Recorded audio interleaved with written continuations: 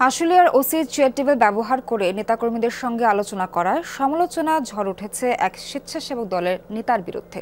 যদিও তার দাবি ওসির চেয়ার ব্যবহার করেননি তিনি, তাকে ফাঁসাতেই এমন প্রপাগান্ডা ছড়ানো হচ্ছে।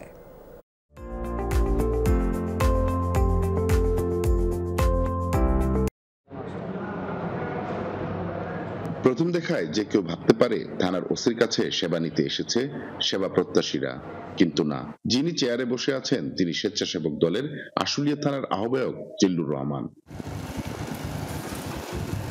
ঘটনা গত 12 সেপ্টেম্বরের। প্রত্যক্ষদর্শীরা জানান, একটি মামলার তদবিরে এসে ওসির টেবিলে বসেই জিল্লুর কথা সারছিলেন দলীয় নেতাকর্মীদের সঙ্গে। মনে হচ্ছিল আমার কাছে যে উনি হয়তো আশুলিয়া থানার নবাগত ওসি।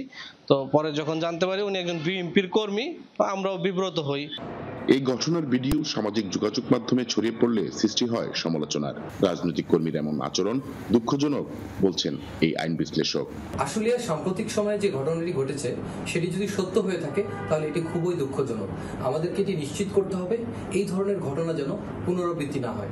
ওসির জায়গায় বসার বিষয়টি অস্বীকার করেছেন স্বেচ্ছাসেবক দলের নেতা ও থানা পুলিশ। নেতাকর্মীদের চাপে আমি ওই দিন থানায় যাই। থানায় গিয়ে আমি অবশ্য ওসি সাহেবকে ওসি তদন্ত মাসুদুর রহমানকে ফোন করেই তারপরে আমি থানায় গিয়েছিলাম। থানায় গেলে উনি আমাকে বসতে দেন, আমি বসি।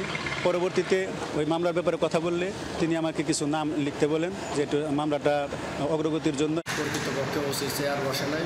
ওসির চেয়ার হলো এই যে কাঠের চেয়ারটা দেখতেছেন, এটা হলো ওসির চেয়ার।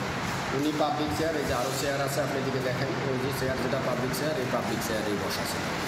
ওনার লেখার সাথে উনি পেটিকে ঘুরে ওনার কাগজ কলমে যাতে লেখতে সুবিধা হয়, এর জন্য ঘুরে। ঘটনার দিন পর্যন্ত ওসির পদ খালি ছিল। শুক্রবার আশুলিয়া থানায় ওসি হিসেবে যোগ দিয়েছেন নতুন কর্মকর্তা। মাহফুজুর রহমান নিপু, যমুনা নিউজ, সাভার।